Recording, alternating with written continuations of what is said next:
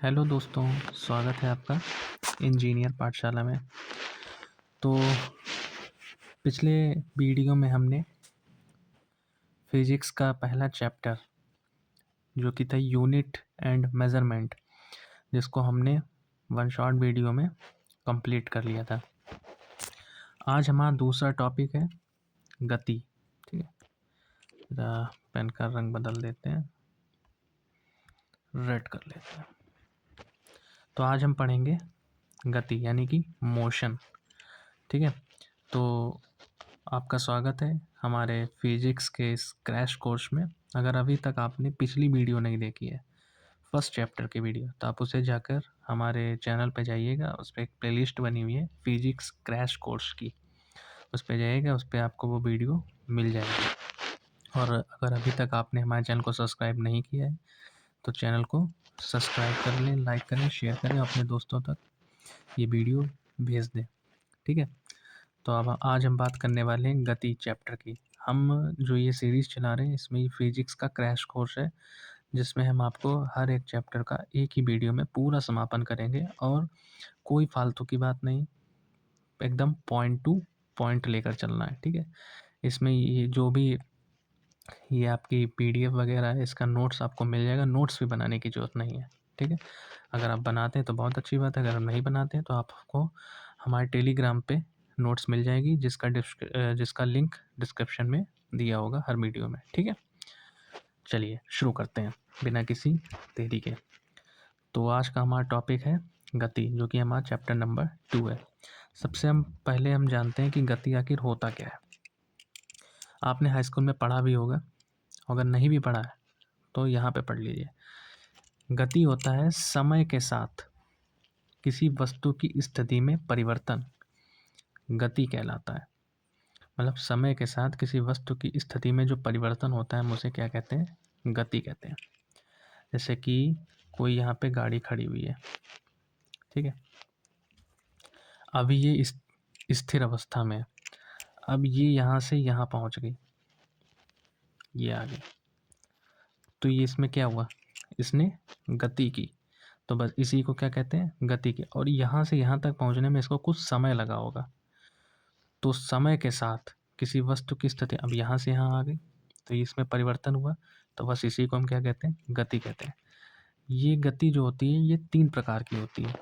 सबसे पहला आता है सरल रेखीय गति, रेक्टिलाइनर मोशन। दूसरा आता है घूर्णी गति, रोटेशनल मोशन। और तीसरा आता है ऑक्सीलेटरी मोशन यानी कि दोलन गति। चलिए हम इन सबको भी समझते हैं बारी बारी से। तो सबसे पहले आता है सरल रेखीय गति। जब कोई कण या पिंड सीधी दिशा में चलता है उसे सरल रेखीय गति कहते हैं। ठीक है, नंबर दूसरा क्या है, घूर्णी गति यानी कि रोटेशनल मोशन। जब कोई कण या पिंड वृत्ताकार पथ में गति करता है या अपनी ही धुरी पर घूमता है उसे रोटेशन गति कहते हैं। जैसे कि हमारी पृथ्वी क्या कर रही है, एक तो सूरज के चारों ओर चक्कर लगा रही है, ये भी रोटेशनल गति, एक अपनी ही धुरी पर घूम रही है, तो इसे भी हम क्या कहेंगे, रोटेशनल मोशन कहेंगे। तीसरा होता है दोलनीय गति, यानी कि जब कोई पिंड समय के निश्चित अंतराल में एक निश्चित बिंदु के आगे और पीछे होता है। जैसे कि ये कोई यहाँ पे हमने गोलक टांग दिया, अब ये ऐसे कर रहा है, ऐसे कर रहा है, ऐसे कर रहा है, ऐसे कर रहा है, ऐसे कर रहा है, ऐसे कर रहा है, ऐसे कर रहा है, ऐसे कर रहा है, इसे क्या कहते हैं, ऑक्सीलेटरी मोशन। ठीक है, आई होप आपको ये समझ में आ गया होगा। चलिए आगे बढ़ते हैं। अब हम बात करते हैं दूरी एवं विस्थापन की, डिस्टेंस एंड डिस्प्लेसमेंट। डिस्टेंस क्या है, यानी कि दूरी, कुल तय पथ की लंबाई को दूरी कहते हैं। यह एक अदिश राशि है।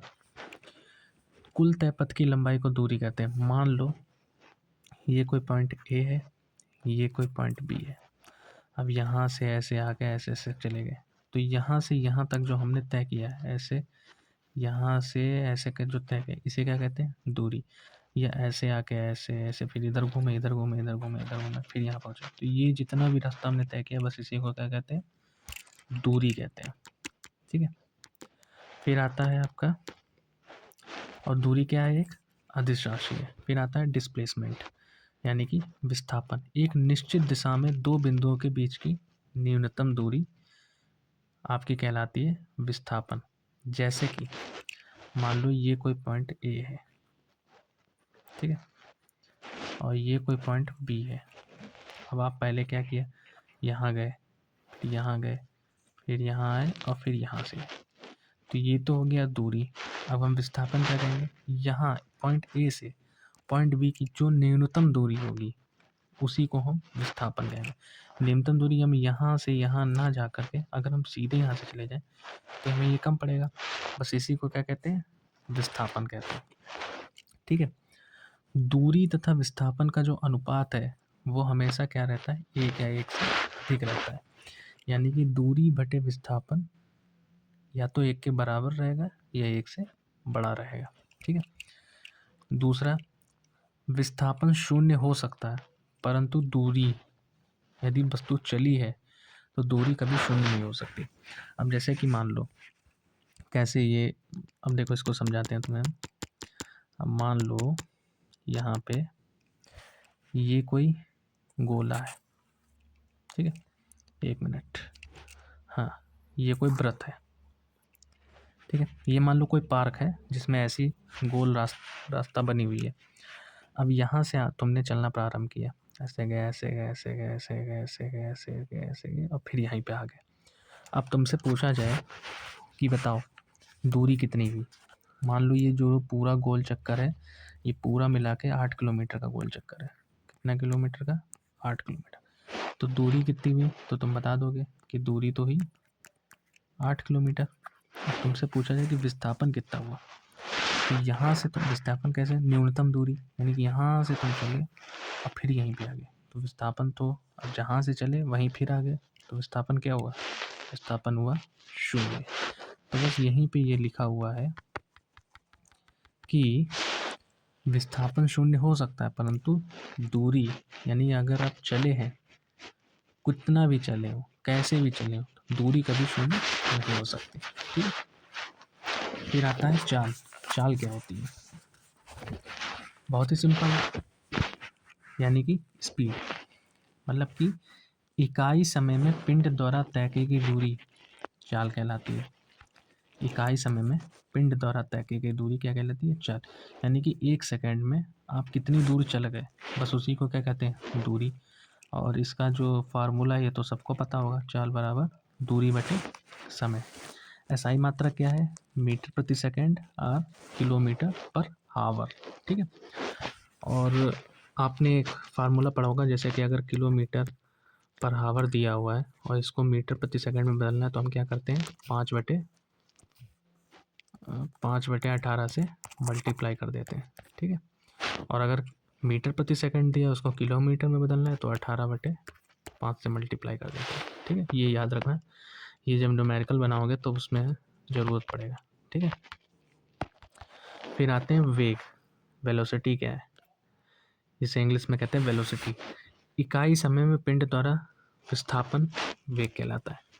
यानी कि एक सेकंड में पिंड कितना विस्थापित हुआ उसी को क्या कहते हैं, वेग कहते हैं। इसका फार्मूला है v बराबर विस्थापन बटे समय। फिर आता है त्वरण, एक्सेलरेशन। वेग में परिवर्तन की दर को त्वरण कहते हैं। यानी कि कोई वस्तु u वेग से चली, फिर उसका कुछ देर बाद उसका वेग v हो गया, तो इन दोनों का जो अंतर है उसी को क्या कहते हैं, त्वरण कहते हैं। और वेग में परिवर्तन, अब जैसे u है, यहाँ से तो मान लो 1 किलोमीटर प्रति सेकंड की रफ्तार से चली, यहाँ पे होगा 5 किलोमीटर, तो हम फार्मूला क्या है यहाँ पे होगा, यहाँ पे फार्मूला होगा आपका ये v minus you upon T. तो a बराबर क्या होता है, वेग में परिवर्तन बटे समय। इसका इकाई इसका मात्रक क्या है, मीटर प्रति सेकंड स्क्वायर, याद रखना। ठीक है।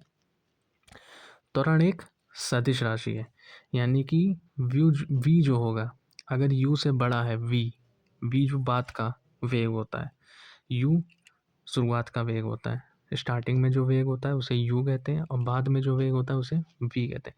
अगर v u से बड़ा है तो जो त्वरण होगा वो पॉजिटिव होगा। अगर v u से नेगेटिव है तो त्वरण कैसा होगा, सॉरी v अगर u से कम है तो त्वरण कैसा होगा, निगेटिव। इसी को क्या कहते हैं, मंदन, यानी कि निगेटिव त्वरण को ही हम क्या कहते हैं, मंदन कहते हैं। ठीक है, मंदन के साथ ऋणात्मक संकेत नेगेटिव साइन का प्रयोग नहीं करते, क्योंकि मंदन अगर लिखा हुआ है तो वहाँ पे नेगेटिव साइन का प्रयोग नहीं करते। ठीक है, आई होप आपको चाल, वेग, त्वरण ये सब आपको, और मंदन ये सब आपको समझ में आ गया होगा। ठीक है, अब क्या होता है यहाँ पे लिखा हुआ है कि एक समान त्वरण से सीधी रेखा में चलने वाली वस्तु के लिए गति के समीकरण, सबसे इम्पोर्टेंट फार्मूले। ठीक है, वो भी इम्पोर्टेंट है। यहाँ पे ये नोट में लिखा हुआ है कि ये समीकरण केवल तभी लागू होते हैं जब त्वरण जो होता है आपका ए, एक्सेलरेशन, वो स्थिर हो। ठीक है, सबसे पहला समीकरण क्या है, v बराबर u प्लस ए टी, ये वेग और समय संबंध को दर्शाता है। इसमें वेग है और समय है। ठीक है, दूसरा समीकरण है s बराबर U T plus half A T square, ये विस्थापन और समय संबंध को दर्शाता है। तीसरा समीकरण है v स्क्वायर बराबर यू स्क्वायर प्लस 2as, ये वेग विस्थापन संबंध को दर्शाता है। और चौथा समीकरण है Sn बराबर u प्लस ए अपॉन टू इंटू 2n-1, जहाँ u क्या है, प्रारंभिक वेग, v अंतिम वेग, s विस्थापन, Sn क्या है, nवें सेकंड में विस्थापन। ठीक है, यानी कि किसी एक सेकंड का अगर आपको विस्थापन निकालना है तो उसके लिए आपको ये फार्मूला लगाना पड़ेगा। t क्या है, समय है, और a क्या है, त्वरण है। ठीक है, तो ये फार्मूले आपको रट लेना है। ठीक है, अब ये क्रैश कोर्स है तो मैं इसके बारे में आपको और भी समझा पाता, लेकिन क्रैश कोर्स है तो हमको उसी तरीके से ये सब मैनेज करना पड़ेगा यहाँ पे। ठीक है, बाकी ग्राफ के बारे में अभी आगे समझाऊंगा। अगर वेग और समय के लिए ये संबंध ये है, v बराबर यू प्लस ए टी, विस्थापन और समय के लिए s बराबर U T plus half A T square, वेग विस्थापन के लिए v स्क्वायर बराबर यू स्क्वायर प्लस 2as, और अगर nवें सेकंड में विस्थापन ज्ञात करना है तो Sn बराबर u प्लस ए अपॉन 2n-1। ठीक है, अब आते हैं मोशन अंडर ग्रेविटी, गुरुत्व के अधीन गति कैसी होती है। इसमें ये फार्मूले होते हैं, बस उसमें क्या करना है, ए की जगह पे आपको जी रख देना है। क्या रख देना है, ए की जगह पे जी रख देना है।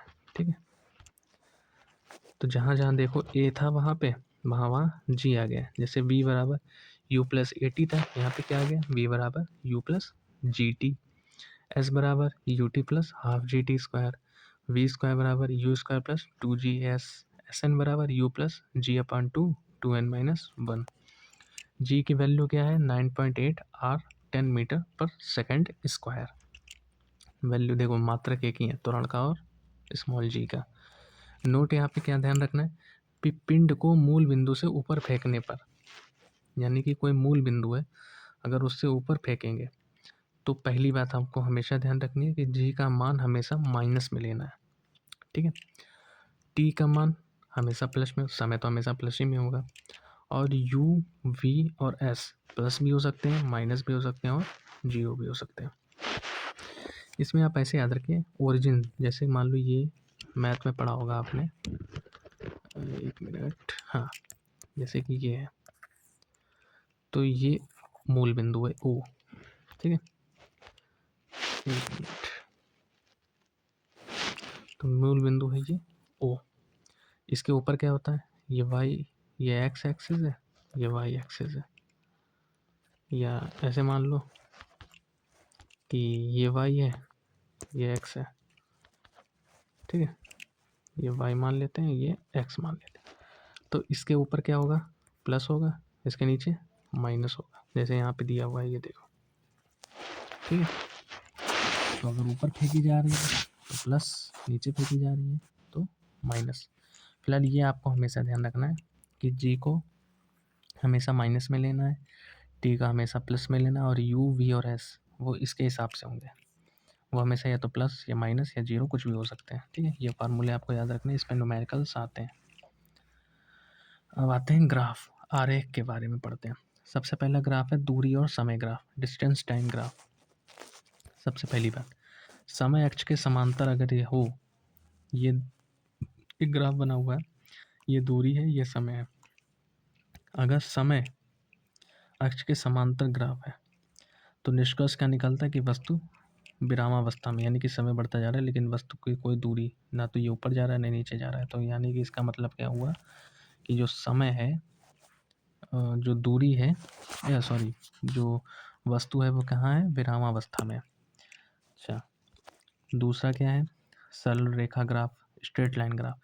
इसमें ये दूरी दर्शा रहा है, ये समय दर्शा रहा है, ये देखिए स्ट्रेट लाइन है, यहाँ पे कोई ठीठा कोण बन रहा है। तो निष्कर्ष क्या निकला, चूंकि इस वस्तु में ठीठा का मान नियत है अतः वस्तु एक समान चाल से चल रही है। इसमें ध्यान ये रखना है कि ये जो स्लोप बना हुआ है ये वस्तु की चाल ज्ञात करने के लिए आप इसमें tan थीटा का फॉर्मूला लगेगा और इससे आप वस्तु की चाल ज्ञात कर सकते हैं। तीसरा आता है वक्र रेखा ग्राफ, जो ये नीचे से ऐसे उठा है। इसका मतलब है कि समय के साथ थीटा का मान जो बढ़ रहा है, इसलिए समय के साथ वस्तु की चाल भी बढ़ रही है। अगर ये ऐसे जा रहा है तो इसमें क्या दिख रहा है, समय के साथ वस्तु की चाल बढ़ रही है। ठीक है, चौथा बात क्या है, ऐसा वाला ग्राफ, ये देखो इसमें क्या है कि समय के साथ थीटा जो है उसका मान क्या हो रहा है, घट रहा है, इसलिए समय के साथ वस्तु की चाल भी घट रही है। ठीक है, देखो ऊपर जा रहा है ऊपर जा रहा है फिर नीचे हो गया, तो समय के साथ क्या हो रहा है, वस्तु की चाल घट रही है। फिर आता है दूरी अक्ष के समांतर ग्राफ। ये देखो समय एक समान है और दूरी भी बढ़ रही है, ऐसा हो ही नहीं सकता, अतः ये ग्राफ असंभव है। इस ग्राफ में एक ही समय पर वस्तु अलग अलग दूरी पर है जो कि संभव ही नहीं है, अतः ये असंभव ग्राफ है। यहाँ याद रखने वाली बात यह है कि एक ही समय पर कोई वस्तु दो स्थानों पर नहीं हो सकती। ठीक है, फिर आता है वेग समय ग्राफ। इसमें देखो पहला ये समय बढ़ रहा है परंतु वेग स्थिर है, यानी कि वस्तु समान वेग से गतिशील है, अर्थात इसमें त्वरण क्या होगा, त्वरण होगा जीरो। जैसे मान लो वस्तु 5 किलोमीटर प्रति घंटा की रफ्तार से शुरू ही चलना, तब से वो वैसे ही चल रही है, तो यानी कि वेग क्या होगा, शून्य होगा। नंबर 2 क्या है, नंबर 2 ये ग्राफ थीटा क्या है, कांस्टेंट है, तो tan थीटा बराबर भी कांस्टेंट होगा, यानी कि त्वरण जो है इसका नियत है, अर्थात वस्तु जो है एक समान त्वरण से गतिशील है। वेग समय ग्राफ में ढाल या tan थीटा से वस्तु का हम त्वरण ज्ञात कर सकते हैं। वहाँ पे हम क्या ज्ञात कर सकते थे, वस्तु की कहाँ गया, हाँ, हम यहाँ पे वस्तु की चाल ज्ञात कर सकते हैं और यहाँ पे वस्तु का त्वरण ज्ञात कर सकते हैं। ठीक है,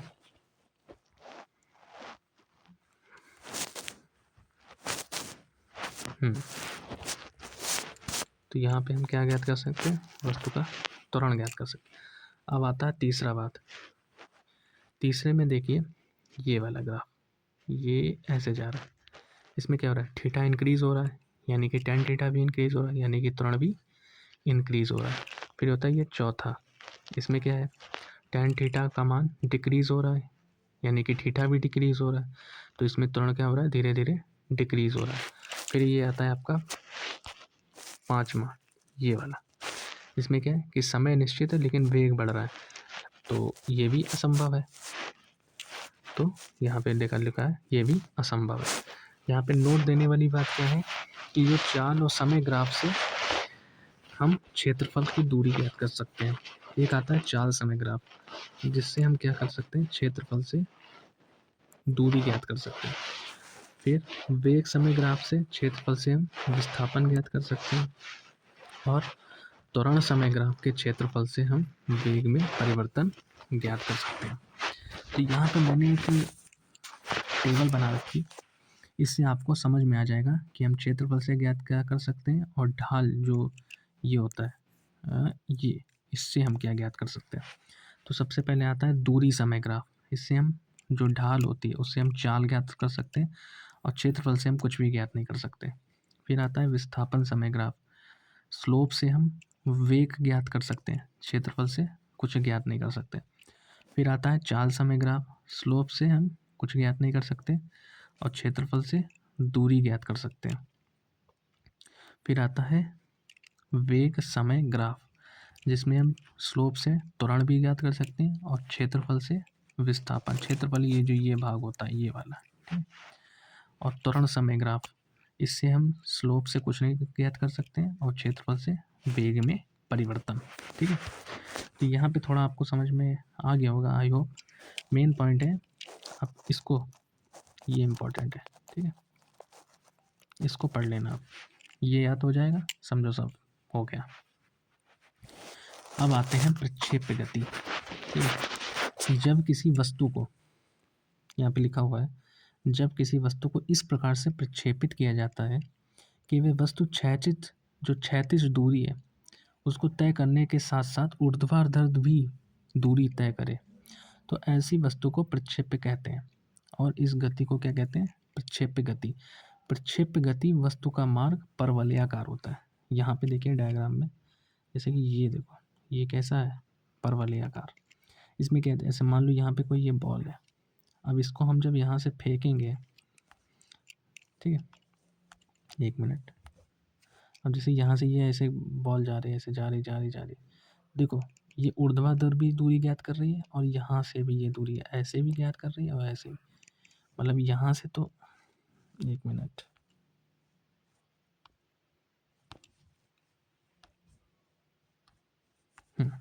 तो यहाँ से तो ये दूरी ज्ञात ही हो रही है, लेकिन ये ऐसे भी चल रही है, तो यहाँ पे इसने कितनी दूरियां ज्ञात की? 2।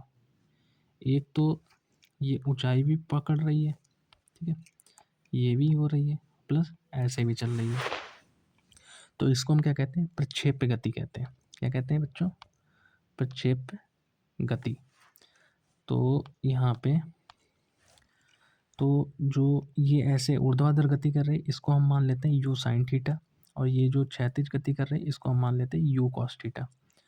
और अगर हम किसी भी जगह पर, एक मिनट, अगर हम किसी जगह पर यहाँ से एक टेंजेंट खींचेंगे तो वो हमें क्या बताएगा? इसकी दिशा।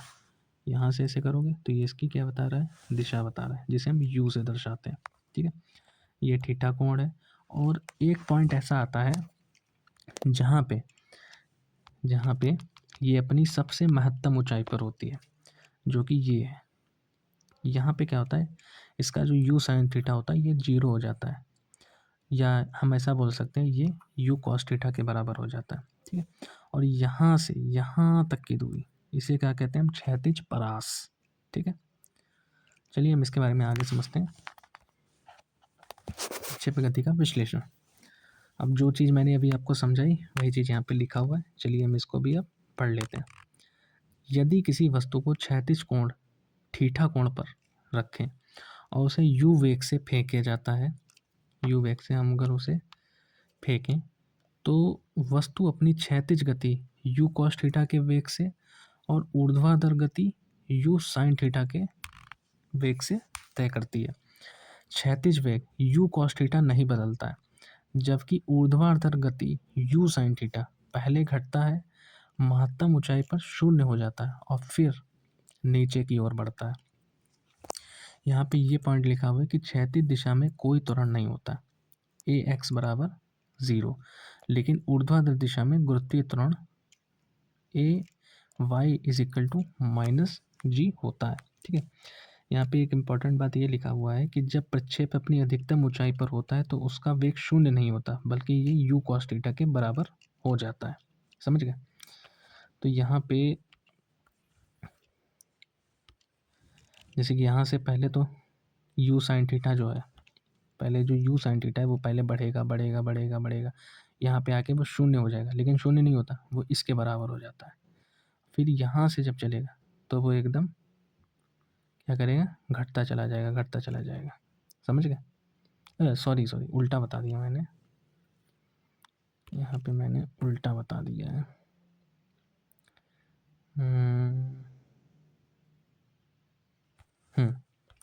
तो सबसे पहले क्या कहता है, यू साइन थीटा जो होता है यहाँ से जब चलेगा तो पहले घटता जाएगा घटता जाएगा घटता जाएगा घटता जाएगा, फिर एक समय ऐसा आएगा कि वो 0 हो जाएगा, लेकिन वो 0 नहीं होता, वो इसके बराबर हो जाता है। फिर यहाँ से जब वो चलेगा अपनी महत्तम ऊंचाई के बाद, तो वो क्या करेगा? यहाँ से बढ़ता हुआ बढ़ता हुआ बढ़ता बढ़ता बढ़ता बढ़ता बढ़ता चला जाएगा। समझ गए?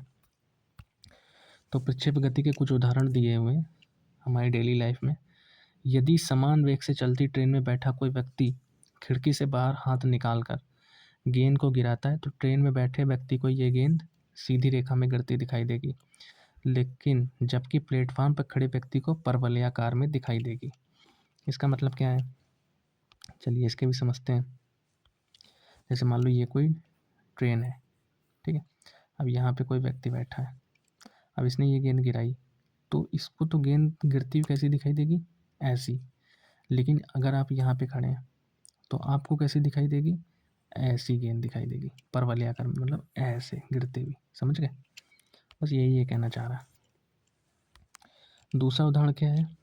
दूसरा उदाहरण है कि पेड़ की टहनी पर बैठे किसी बंदर पर जब कोई शिकारी कुछ दूरी से उसकी ही ऊंचाई पर बंदूक रखकर, उतनी ही ऊंचाई पर बंदूक रखकर निशाना लगाता है और यदि गोली चलाते ही बंदर अपना हाथ छोड़कर नीचे फिसलने लगता है, तो ऐसी स्थिति में गोली निशाने पर लग जाएगी। समझे? यानी कि बंदर के लग जाएगी। इसका मतलब ये हुआ कि जैसे मान लो ये कोई पेड़ है, ठीक है। मेरी आर्ट इतनी अच्छी नहीं है। मान लो ये कोई पेड़ है और यहाँ पे बंदर बैठा हुआ है, आप खड़े हैं यहाँ पे, आपने ये बंदूक तानी हुई है, आपने बंदूक तानी है बिल्कुल इसके स्ट्रेट, ठीक है। अब यहाँ से जैसे आपने गोली चलाई, आपने क्या किया? गोली चलाई, आपने ये गोली चलाई चलाई चलाई चलाई यहाँ से, और बंदर क्या हुआ? यहाँ से उसने बंदर नीचे फिसल गया, बंदर मान लो आ गया यहाँ पे, तो जब आपकी गोली क्या होगी? ऐसे परवलय आकार जाके ऐसे लग जाएगी उसके। यही समझ गए? यही इस उदाहरण में दिया हुआ है, ठीक।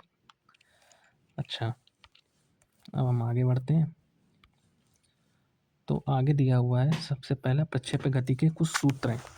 सबसे पहला फार्मूला कुल उड्डयन काल, यानी कि जिसे हम टी से प्रदर्शित करते हैं, यानी कि जितने समय के लिए कोई वस्तु अपनी प्रक्षेप्य गति में रहता है उसे क्या कहते हैं? कुल उड्डयन काल। यानी कि जितने समय के लिए वह वस्तु अपनी प्रक्षेप्य गति में है, यहाँ से चलती, फिर यहाँ से यहाँ से यहाँ से यहाँ तक का जो समय है, इसको क्या कहते हैं? उड्डयन काल कहते हैं। इसका फार्मूला होता है टी बराबर 2u साइन थीटा अपॉन जी। टी बराबर क्या होता है? 2u साइन थीटा अपॉन जी, ठीक है। अब आते हैं नेक्स्ट, क्षैतिज परास, हॉरिजॉन्टल रेंज। ये जो होता है मतलब उसने कितनी दूरी तय की क्षैतिज में, ये प्रक्षेप्य द्वारा तय की गई क्षैतिज दूरी होती है। इसका फार्मूला क्या है? आर बराबर u square sine 2 theta upon जी।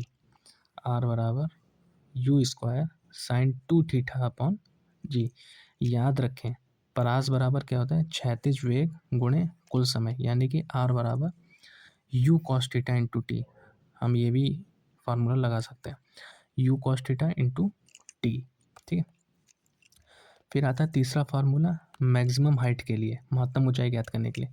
तो महत्तम ऊंचाई एच मैक्स बराबर ये प्रक्षेप्य द्वारा प्राप्त अधिकतम ऊंचाई जो ये है, इसको हम कैसे ज्ञात करेंगे? एच मैक्स बराबर होता है u square sine 2 theta upon 2 जी।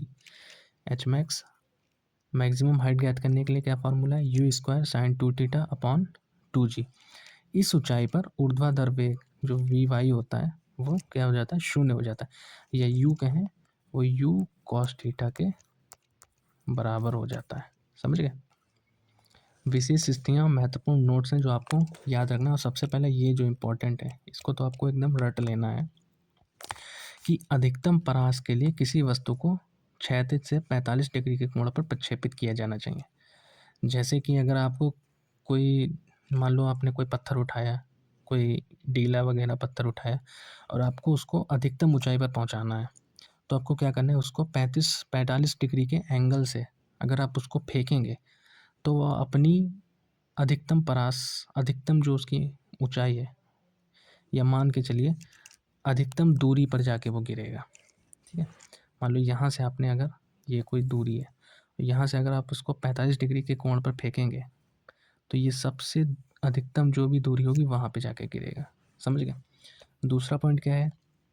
यदि किसी वस्तु को क्षैतिज से थीटा एवं 90 माइनस थीटा कोण पर समान वेग से फेंका जाए तो दोनों स्थितियों में क्षैतिज परास समान होता है, लेकिन उनकी ऊंचाइयां जो होती हैं H1 और H2 अलग अलग होती हैं। समझ गए?